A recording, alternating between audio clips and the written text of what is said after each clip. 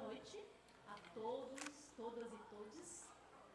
Nós estamos começando mais um evento da 17ª Primavera de Museus, que este ano ela vem com o tema de Memórias e Democracia, pessoas LGBT+, indígenas e quilombolas. Então, nós tivemos uma série de atividades aqui na Fundação Cultural durante essa semana da Primavera de Museus.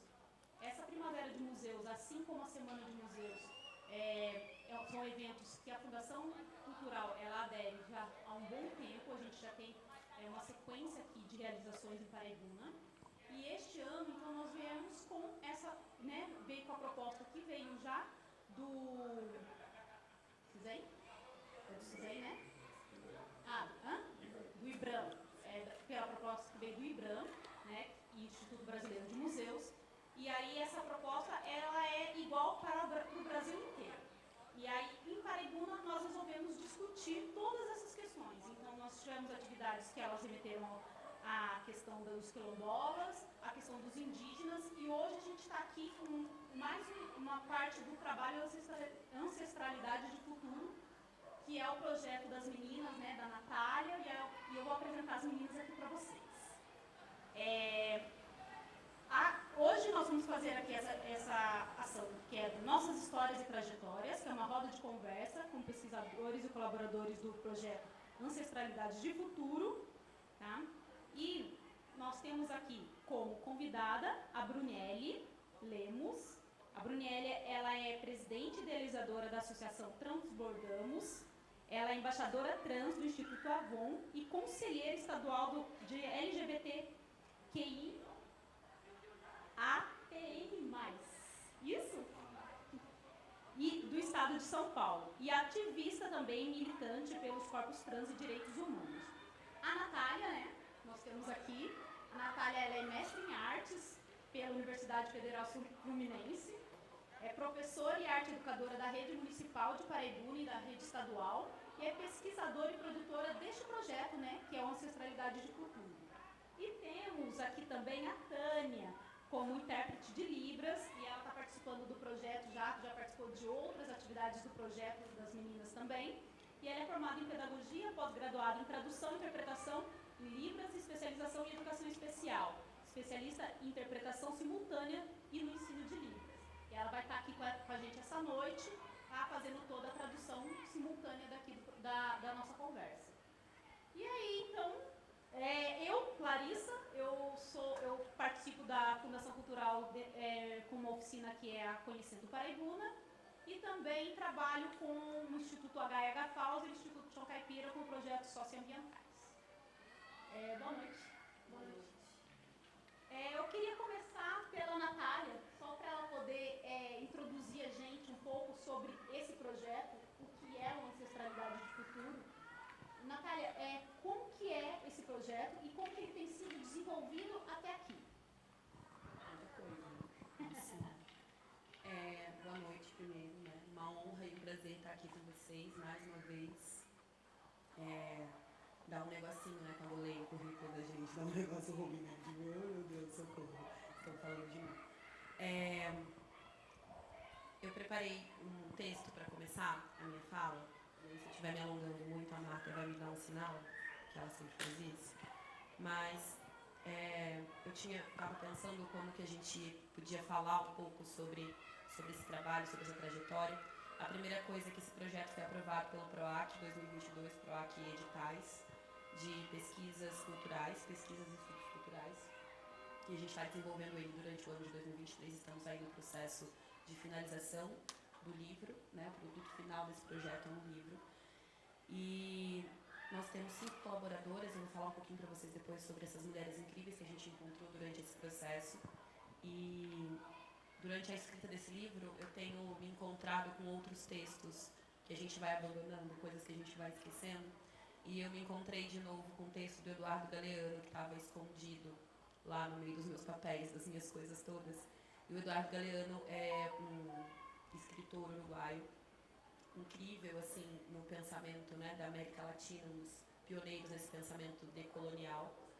E tem 2 coisas que o Eduardo Galeano fala que me interessam muito pensar para pensar esse projeto. Uma delas é uma entrevista que perguntam a ele para que serve a utopia. E ele diz que a utopia é o sol que está no horizonte.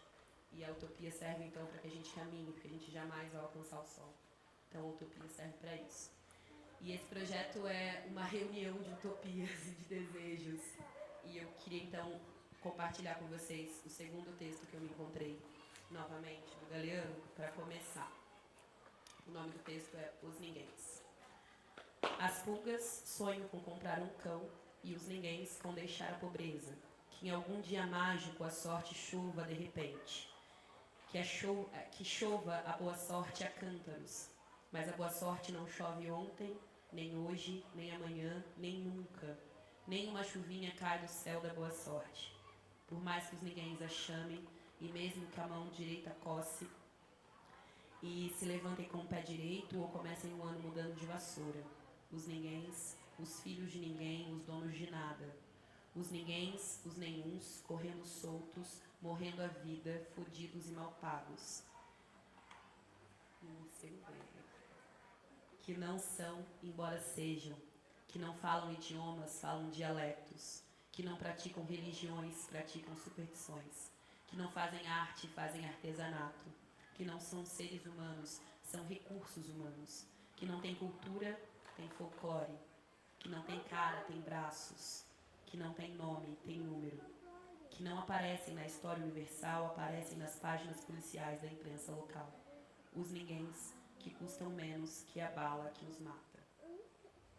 Eu escolhi os ninguéms para começar a falar do nosso projeto, que a ideia é justamente trazer visibilidade para essas mulheres que estão invisíveis há séculos, né?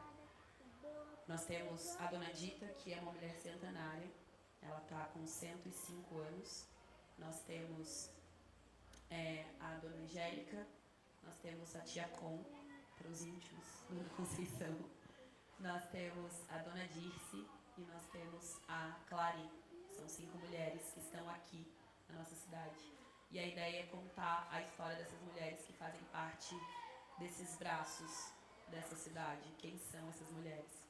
E aí a gente começa, então, pela cozinha, que é o espaço que essas mulheres têm ocupado historicamente e por que a gente está questionando nesse projeto por que essas mulheres têm ocupado esses espaços e como elas têm ocupado esses espaços. E então, mais uma vez, a ideia é trazer visibilidade para essas mulheres e para a gente também. Então, as nossas histórias vão se conversando e vão se misturando com essas histórias. E a gente está produzindo esse livro de narrativas para contar quem somos nós nessa cidade branca, católica, apostólica, romana, homofóbica, racista e todas essas coisas aí que a gente tem discutido nos últimos tempos com um pouco mais de afim, né? E aí é um prazer ter aqui a Brunielle presente para a gente discutir essa pauta tão interessante e tão importante nesse momento, né? E a gente propagar aí a fala da diversidade para todos os espaços e todas as vezes que a gente puder falar, né? Que a gente possa deixar de ser número e passe a ser pessoas, né? Eu acho que é isso, para começar.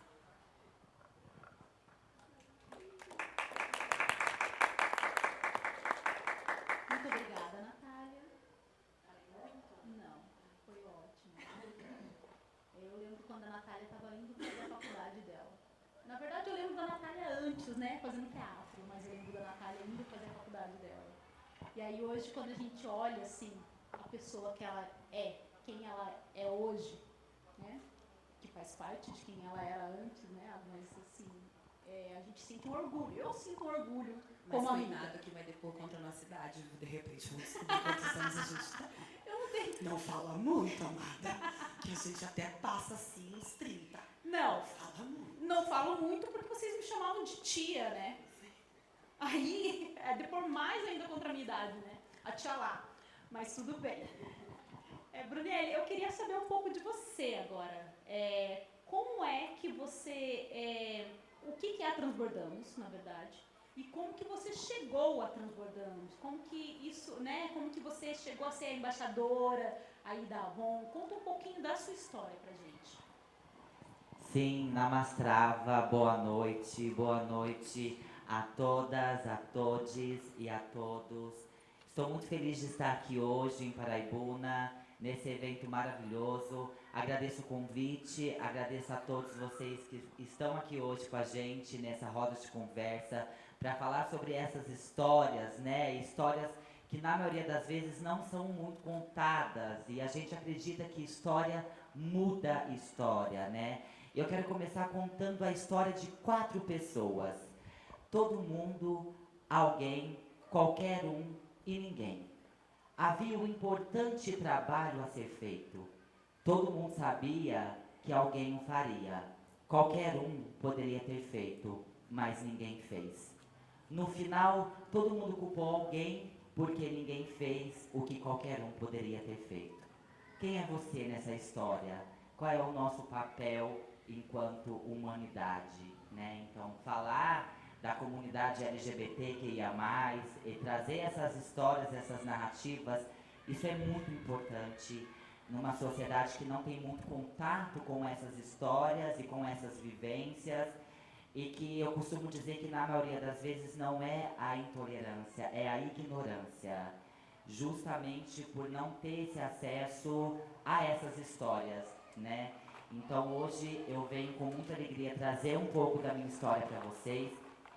Não é uma história muito feliz, né? Porque a história dos LGBTQIA+, passa por inúmeras situações, né? Mas eu venho de um berço evangélico, tive uma educação muito rígida, não tinha muito acesso a informações, mal podia assistir televisão, porque naquela época a TV era a janela pro diabo entrar em todas as casas, né? Então tinha até esse preconceito com a televisão, né? E para minha família era algo espiritual. Então, e davam vários nomes para esses espíritos, né? Espíritos que diziam ser demônios e pombagiras, né? Enfim. Muitas pessoas perguntam como você descobriu que você era uma pessoa trans ou como você descobriu que você era uma pessoa diferente, e na verdade a gente não descobre. As pessoas elas descobrem antes mesmo da gente e aponta essa diferença para poder excluir, humilhar, ridicularizar. E eu descobri que eu era uma pessoa diferente na pré-infância, no prézinho, quando eu tive contato com outras crianças, e aí as outras crianças perceberam essa diferença no meu jeito de andar, no meu jeito de falar, de gesticular, e apontaram essa diferença, né? E eu ganhei muitos apelidos. Eu não entendi o porquê que essas crianças me tratavam dessa maneira, não entendi o porquê que a minha família me tratavam também daquela maneira. Então pensa no psicológico dessa criança, achando que dentro do seu corpo tem um monte de espíritos e um monte de demônios, e eu, por algum momento, eu acreditava nisso e achava que esses espíritos iriam se manifestar na igreja, eles iriam me expulsar e eu ia ser uma pessoa normal. Meu primeiro contato com o bullying foi na pré-infância, onde um grupo de meninas que disseram ser minhas amigas vedaram os meus olhos, falaram que tinha uma surpresa para mim, me levaram para o playground. Lá os meninos já estavam me esperando, eles haviam cutucado o formigueiro, eles abaixaram a minha roupa e me jogaram de bunda ali. Eu saí gritando, traumatizada, chorando ali daquela cena, e essa cena nunca mais saiu da minha mente. Eu tinha 5 para 6 anos de idade e foi ali que eu percebi que eu era uma criança diferente. Sem entender nada, sem ter com quem conversar, sem ter com quem pedir ajuda, porque para minha família isso era espírito, e isso um dia eles iriam expulsar. Eu chegava a acordar de madrugada com a minha família em volta de mim, orando, expulsando espíritos malignos, né? Então o psicológico de uma pessoa já é abalada desde a infância, onde a gente não entende o que está acontecendo com a gente, não tem ninguém para pedir ajuda, não tem ninguém para conversar, para dividir essas emoções, esses sentimentos que vêm. E aí, eu, na quinta série, né, eu conheci a Fundação Cultural Cassiano Ricardo, e aí eu entrei pro teatro, entrei pra dança, e fui perdendo o medo de falar, e fui perdendo o medo de pessoas, porque toda vez que eu falava, eu era reprimida. Fala que nem homem, anda que nem homem, faz coisa de homem, senta que nem homem. Então essa cobrança para performar o masculino era muito grande. Então eu aprendi que para mim sofrer menos violência, eu precisava performar o masculino, mesmo não me identificando com o masculino. Então eu comecei a observar mais os meninos e imitá-los, o jeito de falar, de andar, de sentar, para sofrer menos violência. Então, no teatro, na dança, eu fui perdendo esse medo de falar. Entrei pro Grêmio Estudantil na quinta série, fui presidente do Grêmio Estudantil. Também eu era adolescente da Fundaz, da Fundação Hélio Augusto de Souza, e na Fundaz eu era presidente do Conselho Infanto Juvenil. Também fazia parte do AME, Adolescente Multiplicadores de Informações, com orientações sexual e prevenção a IST, AIDS e drogas. Realizava um trabalho muito bonito de combate às drogas, junto com a Fundaz, o Programa Escola da Família, o Grêmio Estudantil. Tudo que eu aprendia na Fundação Cultural, aos finais de semana eu ensinava para as crianças. Então a gente tinha mais de 13 grupos de dança infantis. Eu com 13 anos de idade já fazia um festival de dança junto com a Fundação Cultural Cassandra Ricardo, para que esses grupos tivessem um local para se apresentar, que não fosse só nas garagens de suas casas, né? Enfim. Comecei a participar de várias coisas. As coroações da Igreja Católica era eu que fazia, a coroação da Mãe Rainha, Nossa Senhora de Aparecida, Nossa Senhora de Fátima, o teatro da missa das crianças, aos domingos era eu que montava, todo domingo tinha um teatro. Também era diretora da comissão de frente de uma escola de samba, onde eu criava a comissão de frente, né, de acordo com o samba enredo. Enfim, participava de muitas atividades, mas performando o masculino. Na Fundaz eu fiz uma prova, eu ganhei um curso no Senac, fiz maquiagem no Senac, também no Prodec, que é um programa de qualificação profissional de São José, eu fiz cabeleireiro, performando o masculino.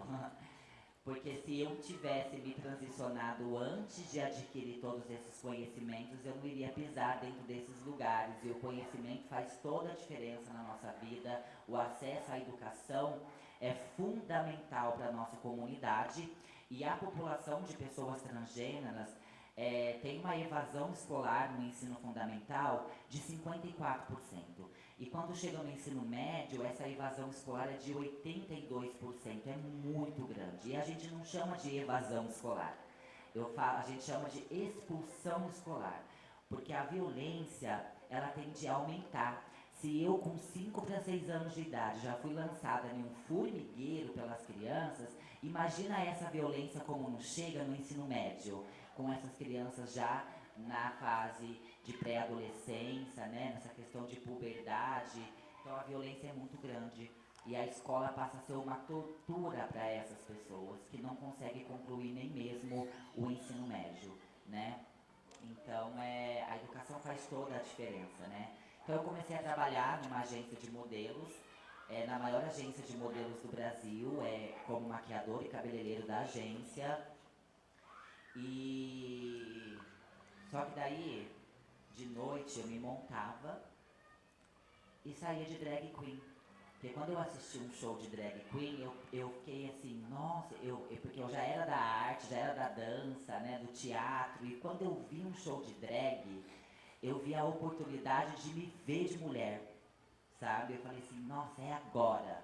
Então eu me montava à noite para fazer as performances nas boates de dança, né? Mas todas as vezes que eu tinha que me desmontar, era uma tortura para mim, porque eu estava me desfazendo de quem eu realmente era, né? Então era horrível ter que tirar aquela maquiagem, ter que tirar a peruca e performar algo que eu não era. Então chega um certo momento da nossa vida que a gente não quer mais ficar performando uma coisa que a gente não é.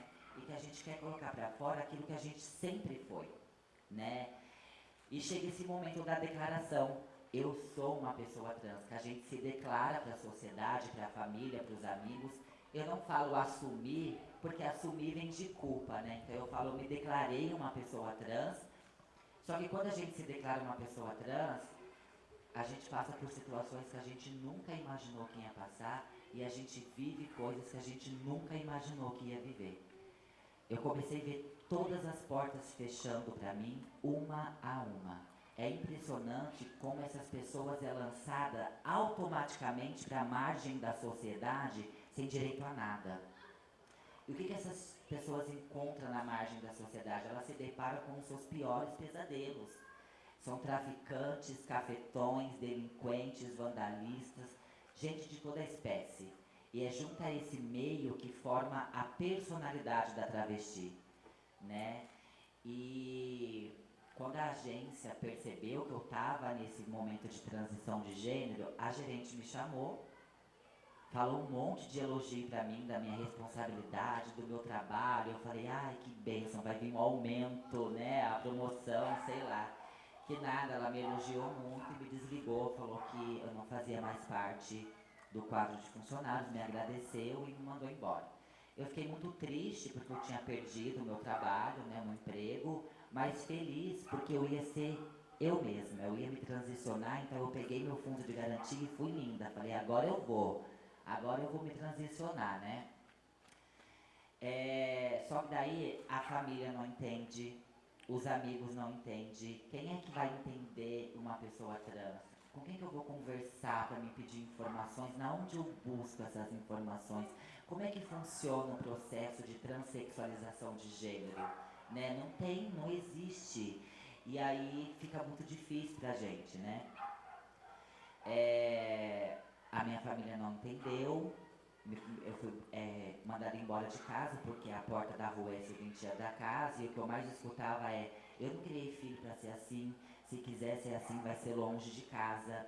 Então a expulsão da familiar ainda é um fato que acontece muito dentro da comunidade trans nesse momento de declaração, porque a família não entende e põe para fora, né? Quem é que acolhe essas pessoas, né? Então, eu voltei em vários salões de cabeleireiro que eu tinha trabalhado antes da agência, e eu escutava assim: a gente contrata você, mas você vai vir trabalhar vestida de homem? E eu falava assim: não, mas isso é preconceito, não pode. Aí o que as pessoas falavam? Eu não tenho preconceito, mas as minhas clientes têm. As minhas clientes não vai querer ser atendida por uma travesti. E não contrataram. Então, o acesso ao mercado de trabalho para a população trans, ainda assim, está muito distante. 5% das pessoas trans conseguiram ter carteiras registradas. É muito pouco, né? Então, tem uma lacuna muito grande entre essa população e os direitos básicos constitucionais. O direito ao trabalho é um deles que essas pessoas não encontram.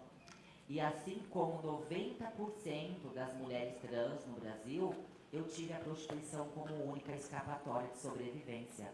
É automático, né? Dorme durante o dia, vive durante a noite, ou pelo menos tenta se viver. A noite traz, com o seu brilho enigmático que a muitos encanta, um lado sombrio, que é carregado de violência. É uma avalanche de violência que cai sobre essas pessoas.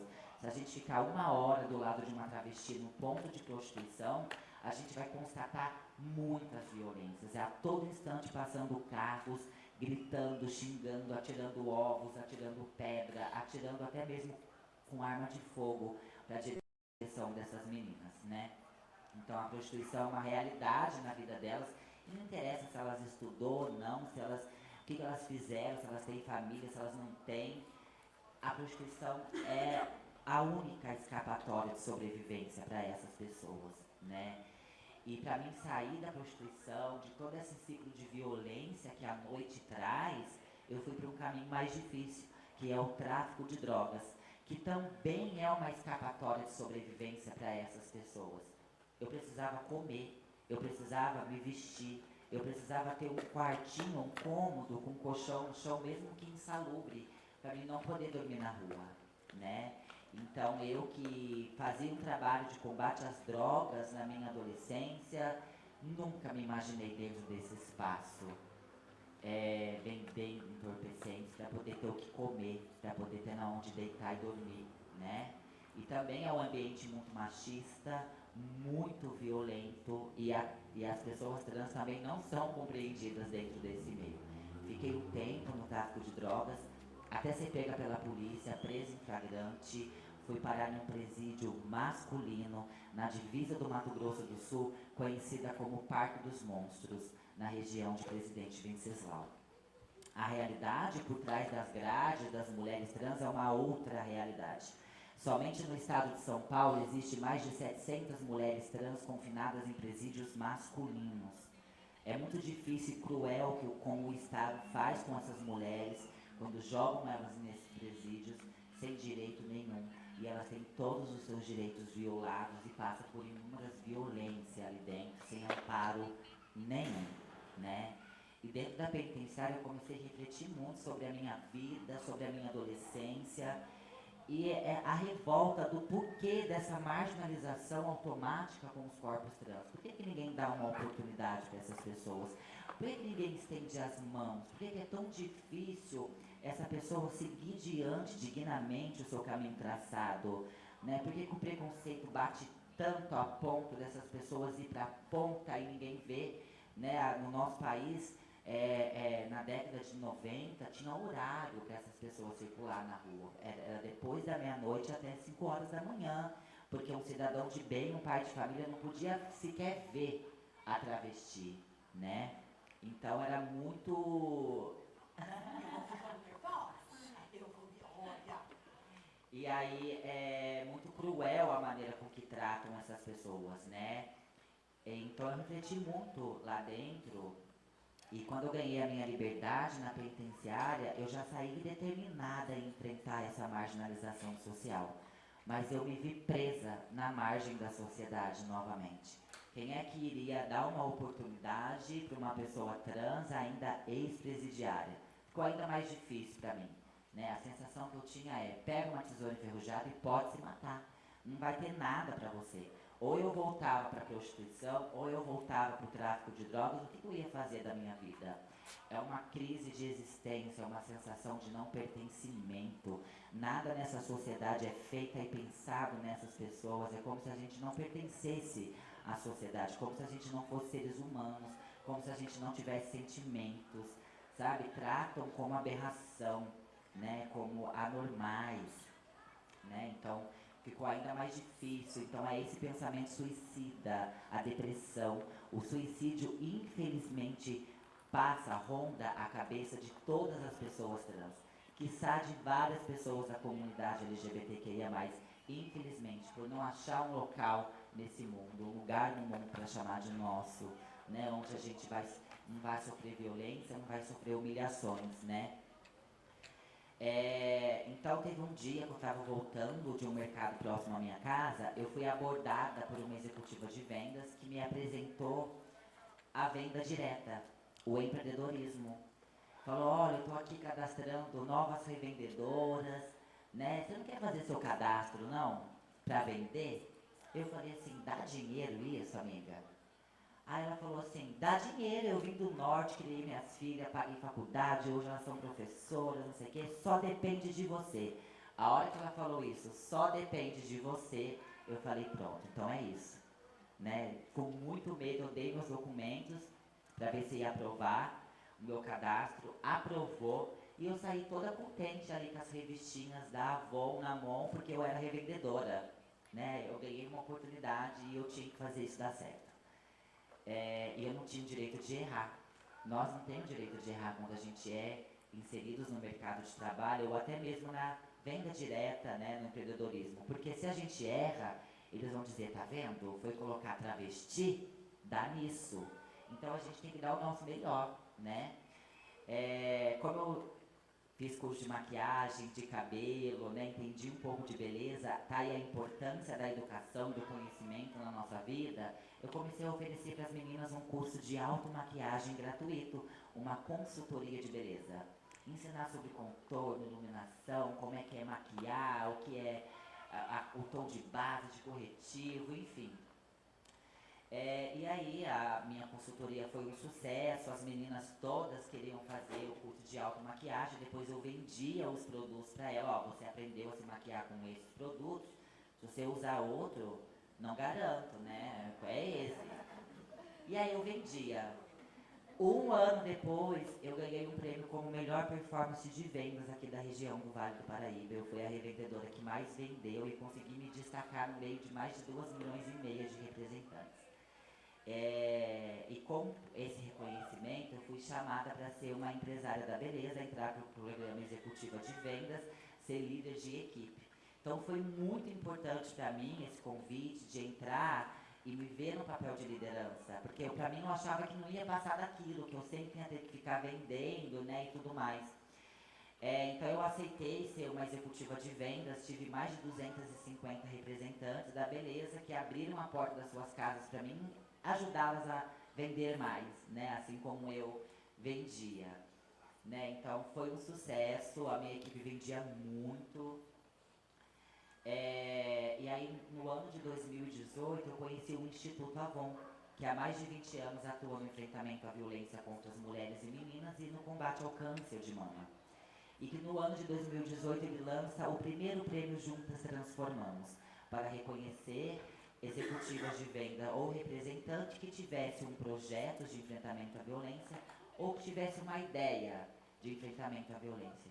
Então eu escrevi uma ideia chamado Avon Abraça Trans. E aí eu contei a minha história de vida e falei como que a gente podia fazer para ajudar essas pessoas, né? Como é que a gente poderia derrubar esses muros e construir essa ponte para inserir pessoas trans em todas as esferas da sociedade?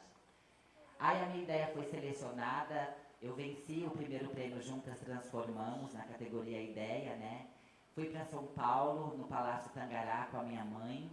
Esse evento foi muito importante para mim. Eu costumo dizer que foi o meu primeiro sutiã, porque nesse evento foi a primeira vez que a minha mãe me chamou de filha e foi a primeira vez que ela me chamou de Brunielli. Então foi muito importante para mim e o pessoal falava assim, você tem muito orgulho da sua filha, né? E ela, sim, eu tenho muito orgulho da minha filha, e ela toda boba lá no palácio, né, pude colocar a minha rainha dentro de um palácio, isso foi muito importante para mim.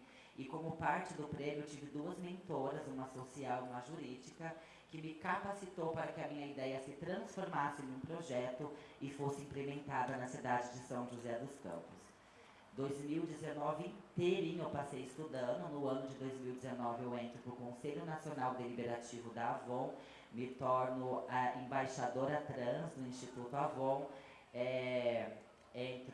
faço a campanha Olha de Novo para a Avon, né? Eu fui a primeira mulher trans a ser executiva de vendas, fui a primeira mulher trans a entrar para o Conselho Nacional Deliberativo, né? Então de 3 em 3 meses eu estava me sentando com o presidente da marca. Fui a primeira mulher trans também a ser capa da revista da Avon, a fazer a campanha Olha de Novo, e hoje eu entrei para a história da marca, né, por Memórias Avon. E em novembro de 2019 foi fundada, então, a Associação Transbordamos, que é a primeira e única associação sem fins lucrativos aqui do Vale do Paraíba, voltada exclusivamente para o empoderamento de pessoas trans. Temos o enfrentamento à violência como parte do nosso DNA e trabalhamos para promover e garantir os direitos dessas pessoas, né? Eu costumo dizer que a Transbordamos, ela não ajuda pessoas trans, ela apoia para que essas pessoas sejam protagonistas das suas histórias, das suas vidas, e a gente atua dessa maneira, né? Derrubando esses muros e construindo pontes. A gente já conseguiu impactar mais de 2.000 pessoas aqui no Vale do Paraíba, desde a segurança alimentar, distribuição de roupas, kits de higiene, kits de prevenção. A Transbordamos atua com 7 comissões, que é a Comissão de Saúde, Comissão de Educação, Comissão de Cultura, Comissão de Empreendedorismo e Autonomia Financeira, Comissão Jurídica, Comissão de Assistência Social e Comunicação em Redes Sociais. Todas as comissões têm projetos que são voltados exclusivamente para essas pessoas, para que elas possam dar seu próximo passo, seja na sua vida pessoal ou na sua carreira profissional, né? Então são vários projetos que a associação tem, vários parceiros também, porque uma andorinha só não faz verão, né? Então a gente tem vários parceiros, também com o coletivo Mães pela Diversidade, porque a gente também acolhe a família dessas pessoas, porque quando uma pessoa trans se transiciona, tudo se transiciona junto com ela, né? E nunca foi uma opção, né? Eu sempre falo isso, que nunca foi uma opção. As pessoas trans têm uma expectativa de vida de 35 anos de idade no Brasil. se ela for branca. Se ela for preta, essa expectativa de vida cai para 28 anos de idade. É a menor expectativa de vida que tem no nosso país. Existem doenças raras que a expectativa de vida é maior do que das pessoas trans, né? Mais de 80% da violência contra as pessoas trans é contra pessoas trans pretas, tá? Então, tem esse recorte racial também, né? Eu costumo dizer que tudo que eu passei é a ponta do iceberg, porque eu sou branca, sou magra e eu não sou PCD. Porque se a travesti for preta, se a travesti for PCD, for gorda, ela enfrenta outros obstáculos, outros monstros, né? Porque o preconceito, ele é um veneno que envenena a alma das pessoas, sabe? Então é muita dificuldade. E pela 14ª vez consecutiva, o Brasil é o país que mais mata as pessoas trans no mundo. E também o Brasil é o país que mais consome a pornografia trans. Como que o nosso país é, né? Então a conta nunca bate. Se eu pergunto, existe racismo e existe preconceito no Brasil? Todo mundo vai levantar a mão e dizer que existe. Mas se eu perguntar, você é racista e preconceituoso? Todo mundo vai dizer que não. Então a conta nunca bate. Na onde é que está então o racismo, esse preconceito? Está enraizado, está cultural na nossa sociedade. A gente precisa reconhecer que todos nós somos pessoas preconceituosas, racistas. A gente precisa rever os nossos conceitos e os nossos preconceitos, olhar para dentro de nós mesmas e rever, né? Porque em algum momento da nossa vida a gente aprende a ter esses preconceitos, a gente aprende a ser racista e a gente precisa voltar lá, na onde que a gente aprendeu, para desconstruir, para a gente conseguir construir. Então eu costumo dizer, pedir para as pessoas, né, tomar essa postura madura perante a nossa diversidade sexual e de gênero, né, sobre essa pluralidade existente na nossa sociedade e se tornar um agente de transformação dentro da nossa sociedade e que, se não for pelo amor, que seja então pelo respeito.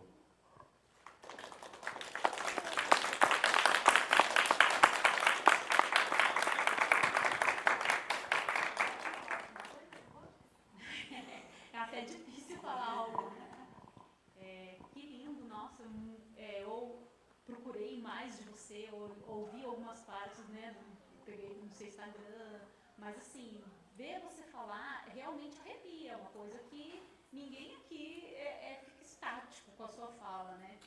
É o tamanho da importância dessa transformação, dessa sua luta, dessa sua trajetória. Mas, Brunelli, quando você fala assim que essa moça chegou e falou pra você, só depende de você. E aí é tão interessante você pensar, daí nessa hora você, não, se depende de mim, eu vou. Porque quantas coisas não dependem da gente, quanto da sua trajetória não dependeu só de você, quantas outras pessoas ao redor, elas não estão preparadas. Né? É isso, a gente não tem uma educação antirracista, a gente não tem uma educação antipreconceito, a gente não tem. A nossa educação, ela permite que essas coisas elas transitem, né? E as nossas crianças, elas vão recebendo isso e elas vão aprendendo a ser preconceituosas, né? Então, como é necessário a gente tratar isso dentro da educação desde os pequenos, né? O meu marido, ele também vem de família evangélica, ele também não tinha televisão dentro de casa. Então, e os preconceitos, assim, principalmente quando eu casei com ele, hoje em dia ele é outra pessoa, né? Ele já mudou muito. Não eu, mas ele já mudou muito. Mas o preconceito contra as músicas afros, contra tambor, contra umas coisas que eu falo assim, mas não tem lógica. E pra ele tinha, porque aquilo ali foi falado pra ele dia a dia, era diário, era uma coisa assim, todos os dias que eles iam para um culto, todos os dias que eles iam pra igreja, eles tinham esse tipo de fala.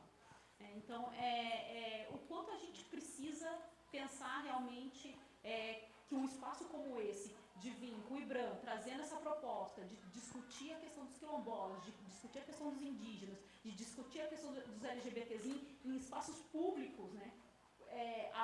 Quem que tinha falado para mim que a 4ª vez que a Fundação Cultural traz esse assunto, acho que foi a Marta mesmo, né, que comentou comigo, que é a 4ª vez que, em quantos anos de fundação? Desde 94, é a 4ª vez que a gente tem uma discussão como essa aqui na Fundação Cultural. A gente traz esses assuntos para esse espaço. Então, como isso é necessário, como é importante, né, você existir. A sua existência ela é muito importante, sabe assim, todas são, mas a sua, ela engaja. ela movimenta. Então, quem está aqui, ela já sente vontade de, nossa, de aderir, de fazer algo para poder mudar. Nath. E aí... Não tem nada para falar. Agora, entendeu? Mas é interessante porque quando eu estava revendo um pouquinho, porque lá quando vocês estavam escrevendo o projeto ano passado, a Marta trazia para mim, Larissa, olha aqui, e trazia para poder olhar e para poder ver o que podia ajudar naquilo ali. Aí eu vi aquela questão da questão binária, né? Da questão do preto e branco, a questão do sim ou não, do belo, né? Sabe assim? E aí, quando a gente estava conversando sobre como elaborar dentro da comissão de patrimônio, que eu faço parte aqui dentro da Fundação Cultural, como elaborar essa semana essa primavera de museus, a gente discutia os assuntos, quem que a gente trazia, como trazia, quem que ia discutir, como que a gente ia conversar sobre cada um desses temas, né? E a gente, como que eu dou espaço de fala, como que eu dou importância devida para cada um deles. Aí foi falado assim, olha, uma coisa que eu desconhecia, que os indígenas da América, eles tem o Chu, né, que são como se eles fossem duas almas da mesma pessoa. E aí eu fui ler um pouco mais, e aí fala sobre que não era uma coisa da América do Norte, era uma coisa de toda a América, os indígenas todos, você chegava e tinha várias tribos, e que elas, assim, elas tinham as pessoas, né, ou os homens que se vestiam de mulheres, ou as mulheres que faziam o trabalho dos homens, ou aqueles que só se portavam. Então, eles eram aceitos, não existiam os dois gêneros, como a gente tentou impor dentro da nossa cidade. Essa visão, ela veio da Europa. A visão binária, ela veio da Europa, assim como vieram todos essas questões que vocês colocam dentro do projeto de vocês, dessa questão do um ou outro, né? Não existe um meio termo, não existe nada ali naquele meio. Eu acho que essa é uma questão assim, importante que a gente vem discutindo, que é o descansa militante, né? Tipo, bicha, melhore, pare de militar, não dá. Por quê? Eu vou chegar lá. A gente tem lido, a gente tem estudado bastante a Angela Davis. A Angela Davis é uma pesquisadora norte-americana e ela diz que é impossível pensar uma sociedade justa, vamos pensar assim, sem pensar numa tríade, que é o capital, né, o capitalismo, gênero e raça. Então, se a gente não pensa no binarismo, que é uma importação colonizadora, mais uma das coisas maravilhosas que a colonização nos trouxe, além do alface, obrigada. Esse binarismo, né, essa ideia de que é isto ou aquilo, e acabou. E você ter que performar, né, quando você fala essa performance do masculino, o que a gente tem trabalhado muito no nosso projeto também são esses papéis, essas performances do feminino.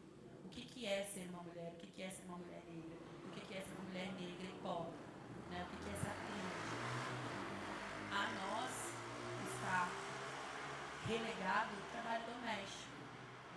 O nosso espaço, assim como as mulheres trans, como a Daniele fala, né? Que está esse espaço da prostituição, da marginalidade, da noite, a gente está marginalizada na cozinha. Nós estamos marginalizadas nos espaços que para mim é tão cruel e tão violento quanto, né? A gente já ouviu várias histórias durante a escuta das nossas colaboradoras, de você vai cozinhar, você vai servir e você vai ficar esperando do lado de fora de casa, da casa, a família terminar de comer e voltar para lavar a louça. Não é para se alimentar, é para lavar a louça. Então, assim, a gente tem esse recorte de quase 400 anos de escravização nesse país. E esse binarismo, né, sim ou não, preto ou branco, mulher ou homem, nos impõe espaços, nos impõe maneiras de performar, de viver. E a gente, acho que esse espaço aqui também é pra gente dizer, meu amorzinho, não estamos querendo, entendeu? A gente não vai querer fazer o que você está querendo que a gente faça. A gente vai querer fazer outras coisas. A gente vai querer ser embaixadora, a gente vai querer criar ONG, a gente vai querer fazer mestrado, a gente vai querer fazer outras coisas. E aí a possibilidade de que essas mulheres que estão aqui com a gente, colaborando no nosso projeto, de pensar que há outros caminhos, né? Eu sou, das pesquisadoras do projeto, eu sou a mais nova, e dentro de uma questão, de uma linha acadêmica, eu aqui tenho mestrado, então eu que estudei mais, né? Uma coisa bem chua, né, para dizer assim. Nós temos pessoas analfabetas colaborando com a gente. Então, assim, é essa possibilidade de dar visibilidade para essas pessoas a partir das oportunidades, dos espaços que eu acessei, dos espaços de educação que eu acessei, que eu tive a oportunidade de acessar. E aí, quando o Brunielli estava falando sobre essa questão da educação, né, eu sou professora e eu estou acompanhando esse movimento de transição dos meus estudantes. A gente vai observando como é que eles se comportam, como é que as pessoas se comportam em relação a eles e a elas.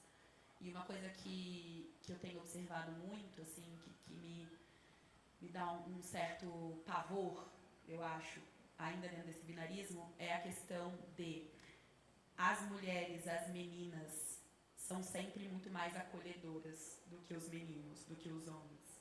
Então a gente tem um aluno que não tem um banheiro para usar, porque ele está em processo de transição. Então ele usa o banheiro das meninas porque elas são mais acolhedoras e elas vão entender. Mas isso é uma construção social. Se a gente consegue ensinar as meninas a acolher e a entender, a gente consegue ensinar os meninos a entender e a acolher. Então é nosso papel como educador fazer esses meninos acolherem e entenderem. Se não for no amor, talvez seja um pouquinho, entendeu? Um pouco mais, sim, incisivo. No respeito, claro, foi isso que eu disse. Com certeza, foi exatamente isso que eu disse. É pelo respeito. É uma pessoa ponderada, né, minha gente? É uma pessoa maravilhosa. E aí, eu anotei aqui algumas coisas enquanto a Daniela foi falando, essa questão da educação, eu já falei. Deixa eu ver se eu anotei mais alguma coisa aqui.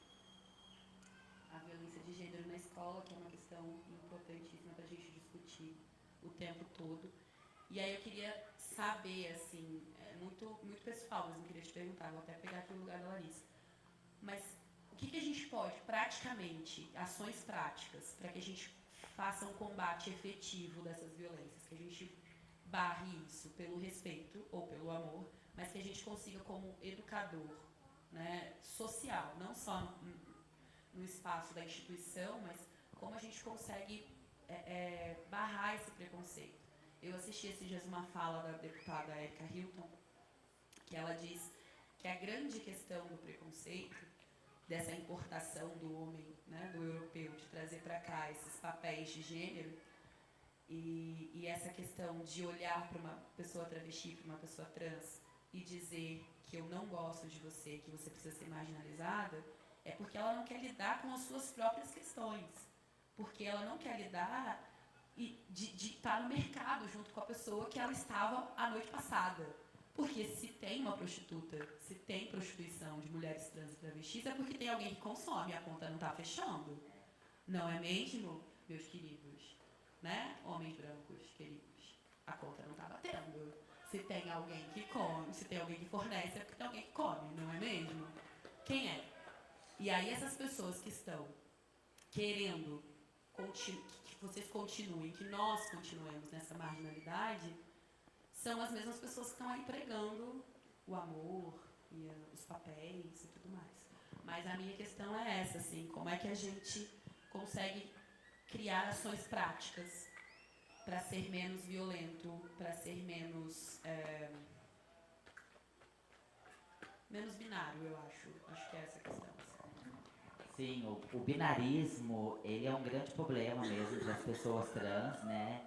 O machismo, ele é fruto do binarismo, né? Que divide o rosa e o azul, né? Que a gente vê desde o chá revelação, essa questão toda, né? Então, é cafona, gente. O povo pinta até cachoeira, né? Pra fazer chá revelação.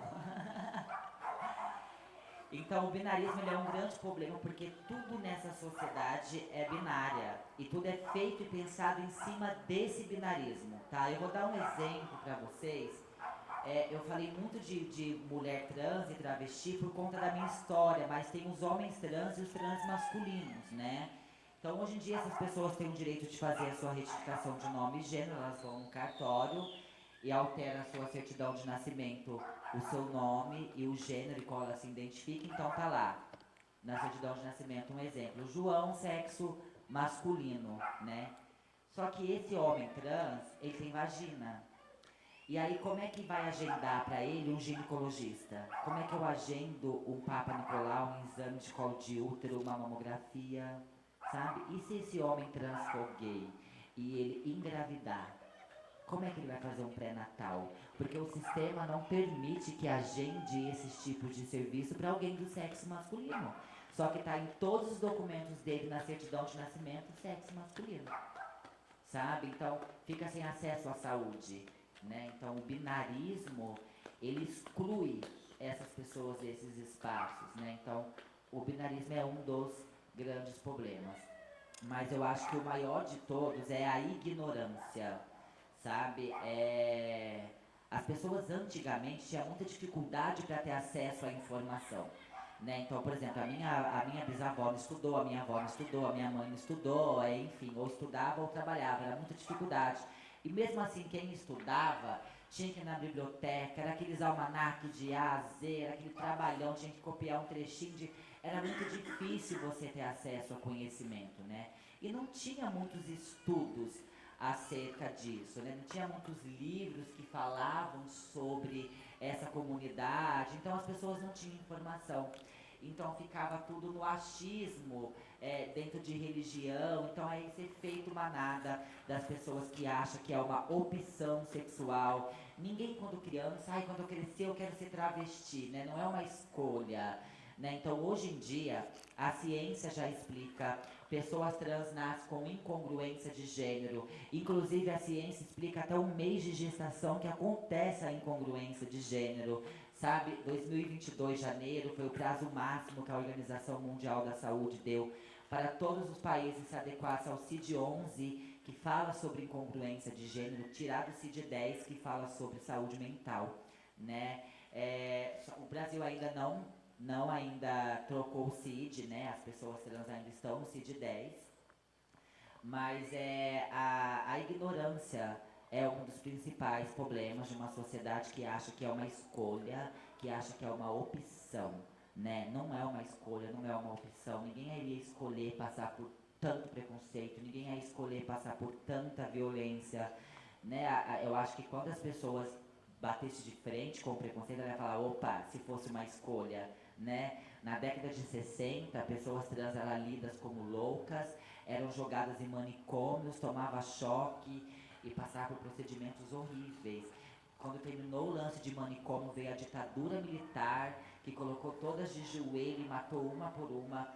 Depois da ditadura militar, na década de 80 para 90, veio a Operação Tarântula da Polícia Militar. Era uma operação para prender as travestis, porque eles achavam que elas estavam disseminando o vírus do HIV, né? E nessa época, para não ser presa, para fugir da Operação Tarântula, as travestis elas tiravam uma navalha debaixo da língua e se cortava. Daí vem a expressão navalha debaixo da língua. Elas se cortavam para espirrar sangue. E os policiais, como tinham medo daquele sangue, porque eles achavam que aquele sangue estava contaminado com HIV, eles não chegavam perto delas. Então, quem conseguiu sobreviver à Operação Tarântula tem muitas cicatrizes, sabe? Porque não era qualquer corte, tinha que espirrar o sangue para eles ter medo, né? E quando eles pegavam, eles batiam muito no silicone industrial, que andava pelo corpo, descia pro pé, deformavam, né? Então, assim, historicamente, ao longo da história da nossa humanidade, sempre existiu pessoas trans. Nas tribos indígenas, em todos os lugares, sempre existiu. E ao longo da nossa história da humanidade, essas pessoas, elas são invisibilizadas, desacreditadas, né? E lançadas à margem da sociedade, né? Então, eu acho que a gente precisa trazer essas pessoas para perto, fazer o teste do pescoço. Quantas pessoas trans têm no seu ciclo de amizade? Quantas pessoas trans frequentam a sua casa? Tá com você num churrasquinho de domingo, numa numa festa de debutante, numa formatura, a gente precisa questionar. Cadê essas pessoas? Quantas pessoas trans estudam no mesmo lugar que você, trabalha no mesmo lugar que você? Começar a fazer esse questionamento, porque a convivência transforma e ela começa pelo respeito. Então, as pessoas que têm convivência comigo não vai fazer transfobia comigo, porque sabe o quanto isso me machuca e me prejudica psicologicamente, né? Então, a convivência transforma. E pessoas trans não têm essa convivência com a sociedade, não tem esse ciclo de amizade. A gente tem que se questionar, na onde que você compra a sua roupa, na onde que você compra os seus alimentos, a padaria, o mercado. Tem uma pessoa trans trabalhando ali, a gente não vê essas pessoas, a gente precisa começar a se questionar e a trazer essas pessoas para perto, ajudá-las. Às vezes uma simples atitude, parar para conversar, parar para ouvir, perguntar se está precisando de alguma coisa. Às vezes um agasalho, uma calça, uma roupa. A gente tem, Transbordamos tem um varal Transbordando, que é a doação de roupas gratuita. E por que tem um varal? A maioria dos projetos da associação é por conta de várias coisas que eu passei. A gente criou o varal porque era uma época de muito frio, quando eu tinha me transicionado, e eu não tinha roupa de frio. Eu tinha algumas roupas que algumas amigas minhas tinham me dado, que não servia mais para elas, e eu só tinha aquilo para usar, roupa dita feminina, né? E todo mundo falava assim, nossa, você não tá com frio, não, que é aquele frio. E eu só de shortinho e blusinha, né? E todo mundo, você não tá com frio, não. E eu com vergonha de dizer que eu não tinha roupa de frio, eu falava assim, ai, piriguete não tem frio, né? Mas é porque eu tinha vergonha, né? Então, o varal Transbordando, que dá roupas gratuitas para as pessoas trans, isso faz toda a diferença na vida dessas pessoas. Hoje, as pessoas trans trazem o guarda-roupa que não representa mais ela, aquelas roupas antigas, né? E levam as roupas que elas se identificam, que elas gostam. Então, roupa, algo muito simples, mas que faz toda a diferença na vida de uma pessoa trans. Então, ajuda com conhecimento, estender as mãos, ter essas pessoas pra perto, eu acho que isso faz toda a diferença. E ser multiplicadores de informação. Não precisa ser uma pessoa trans, não precisa ser um LGBT para você lutar contra a LGBTfobia. Quando eu falo que o Brasil é o país que mais mata pessoas trans no mundo, eu estou falando do Brasil, eu estou falando de mim, eu estou falando de vocês, eu estou falando da gente. Nós somos o Brasil, essa responsabilidade também é nossa. Então a gente precisa, sim, olhar para a população trans com um olhar mais humanitário, não só a população trans, né, mas toda a comunidade LGBTQIA+, né? Porque muitas pessoas acreditam que só existe XX e XY, né? Mas são mais de 50 catalogados pela ciência, né? Se a gente for falar da letra I, que é o intersexo, que são pessoas que nascem com características sexuais dos dois sexos, que antigamente se conhecia como hermafrodita, hoje em dia a gente não usa mais esse termo por ser pejorativo, mas existe mais chance da pessoa nascer intersexo do que ruiva. A cada 100 nascimentos, 2 é intersexo. O último caso da ABRAE, da Associação Brasileira de Intersexo, foi um menino de 16 anos de idade que começou a urinar sangue, e aí a família levou o menino para o hospital para fazer exame de rins, porque estava urinando sangue. Fizeram exame de rins, o rins estava tudo ok, fizeram uma ultrassom nesse menino, ele tinha útero e ele estava menstruando. Ele era um menino intersexo, sabe? Então nasce com pênis e útero, nasce com vagina e próstata, nasce com vagina e testículo, nasce com pênis e... Enfim, são mais de 52 possibilidades para uma pessoa nascer intersexo, né? Então, assim, inúmeras questões que a gente precisa se munir dessas informações para que a gente possa enxergar a comunidade LGBTQIA+, com outro olhar. E tá vindo uma nova geração aí, gente, com esse boom de informação na ponta da língua. Eles têm na palma da mão, no Google, né? E essa nova geração não vai mais aceitar o eu não sabia como resposta. E vai cobrar muito da gente o que a gente tem feito para mudar essa realidade. Assim espero. Assim espero, porque eu fico pensando nisso, né? como que essas crianças, né, que elas estão, porque a gente precisa muito mudar, a gente precisa de políticas públicas, quando você fala do nome, né, e de quem, como que ele agenda no SUS, se ele é ali, ele está como gênero masculino, como que ele vai agendar uma consulta ginecológica, isso aí é política pública. E como que a gente muda políticas públicas? Só em espaços, né, ou com representantes, ou por meio de espaços de poder, que seriam os conselhos municipais, estaduais, conselhos nacionais. Então, a gente tem esses espaços que eles ficaram um pouco à margem aí durante 4 anos e agora eles estão sendo retomados aí por essas pessoas. Mas eu fico pensando, essas crianças que elas estão nesse digital, porque quando você fala assim, quem convive comigo não tem coragem de ser transfóbico. E essas crianças que elas estão só olhando para uma tela e não estão nem convivendo com quem está ali com ele do lado. Então, eu acho que assim, a gente precisa pensar na educação, a gente precisa pensar nessas crianças. Eu dei aula também durante anos, eu tenho ali, eu vejo essas mudanças, essas transições, eu tenho alunos de 10 anos atrás, que agora são moças casadas, moços casados, meninos trans e meninas trans, então tem né, dentro dos meus ex-alunos, mas eles conviviam, eles tinham empatia, ou a gente falava para eles, olha, tempo, percebe o outro, olha como que o outro se sente, e era o tempo todo repetindo isso daí. E essas crianças agora, Natália, você está aí dentro da sala de aula agora. Eu não quero responder essa pergunta. Então, mas antes de você responder, amiga, eu costumo dizer que o lugar mais tóxico da escola é a sala dos professores.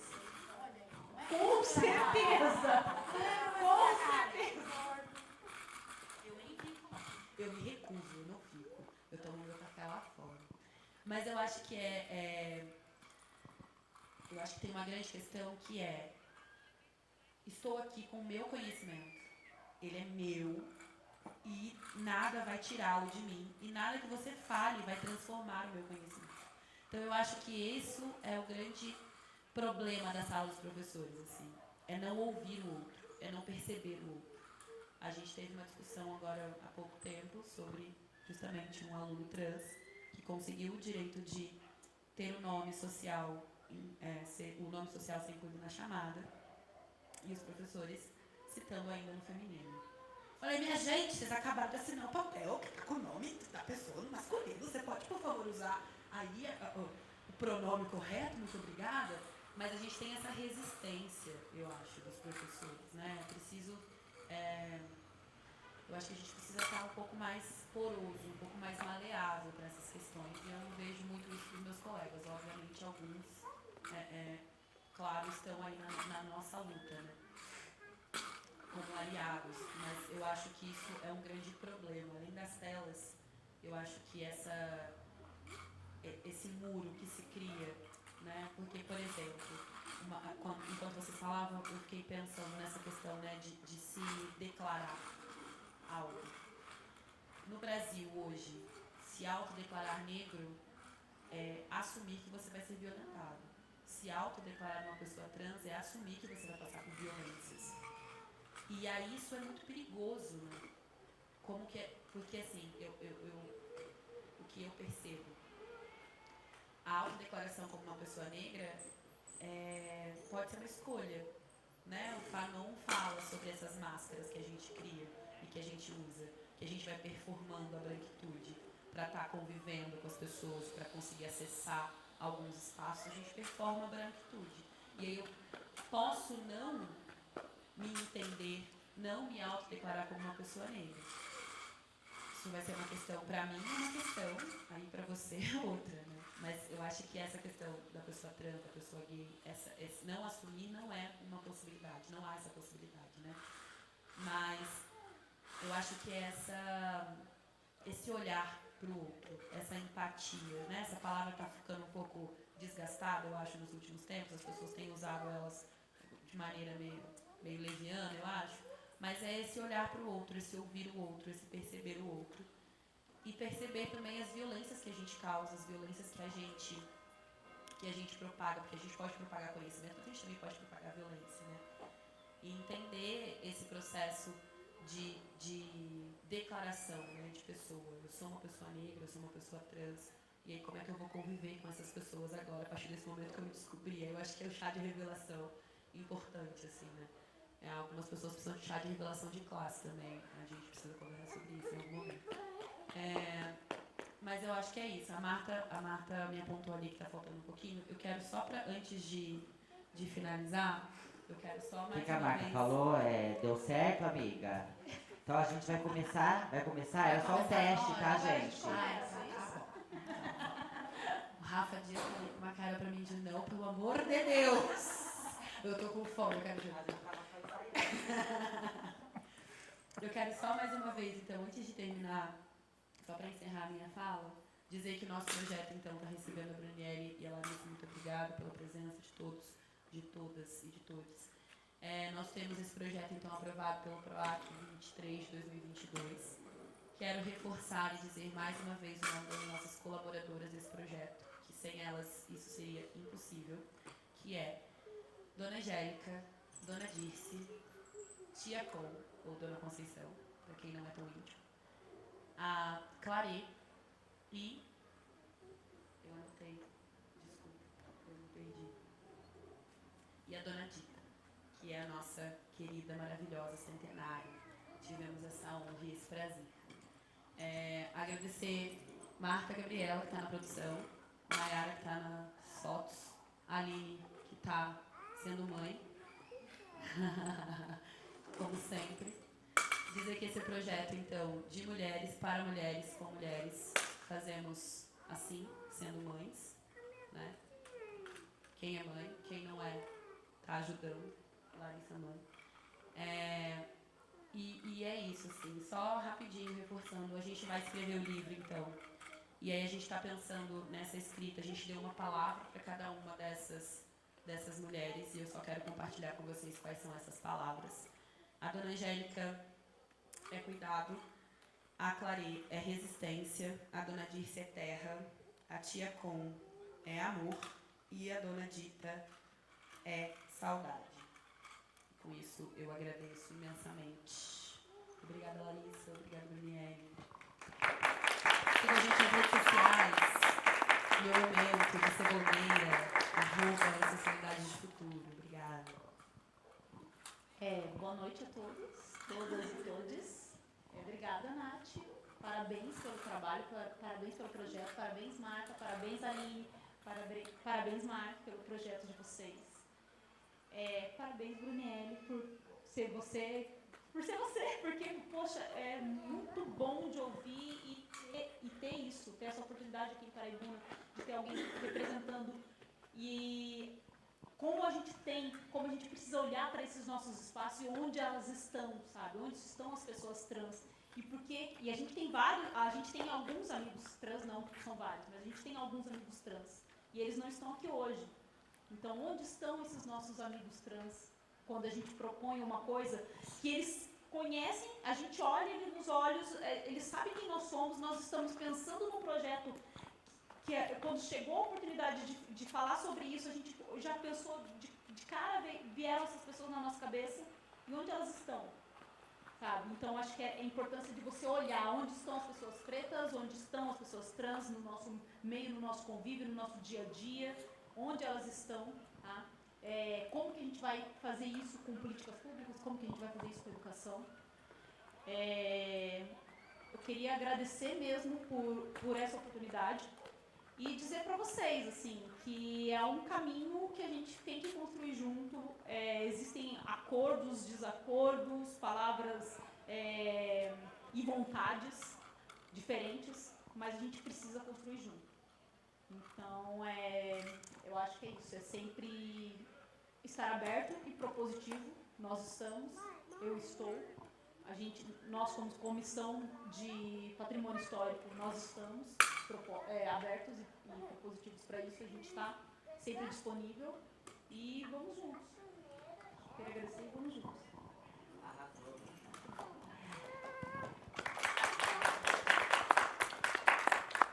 Eu também queria agradecer as meninas do projeto, a todos vocês que estão aqui, ao presidente da Fundação Cultural aqui de Paraibuna, que foi me buscar lá em São José, tem look chique, gente. Agradecer a oportunidade, o convite. Esse espaço é muito importante para a gente da comunidade, como eu já mencionei aqui no início.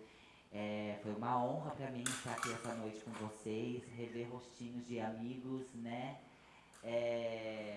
E a gente está dentro de uma fundação cultural, né, gente? Então tem que rolar uma intervenção artística. E eu vou falar um poema, então, para encerrar, para deixar esse poema, então, guardado dentro do coraçãozinho de cada vocês, né? E para a gente encerrar de uma maneira bem bonita, né? E começa assim. Nosso medo mais profundo não é o de sermos inadequados. Nosso medo mais profundo é que somos poderosos além de qualquer medida. É a nossa luz, não as nossas trevas, o que mais nos apavora. Nós nos perguntamos, quem sou eu para ser brilhante, maravilhoso, talentoso ou fabuloso? Na realidade, quem é você para não ser? Você é filho do universo. Se fazer de pequeno não ajuda o mundo. Não há nada de glorioso em se encolher para que os outros não se sintam inseguros quando estão perto de você. Nascemos para manifestar a grandeza do universo que está dentro de nós. E não está apenas em um de nós, está em todos nós. E conforme deixamos a nossa própria luz brilhar, inconscientemente damos às outras pessoas permissão para fazer o mesmo. E conforme nos libertamos do nosso medo, a nossa presença automaticamente liberta os outros. Discurso de posse na Presidência da República na África do Sul de 1994.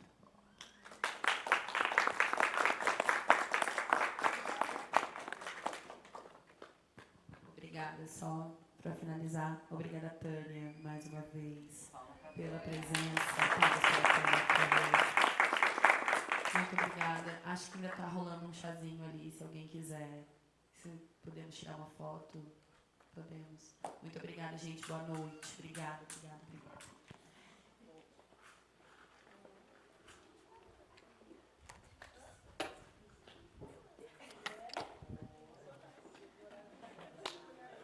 Nossa, não desceu.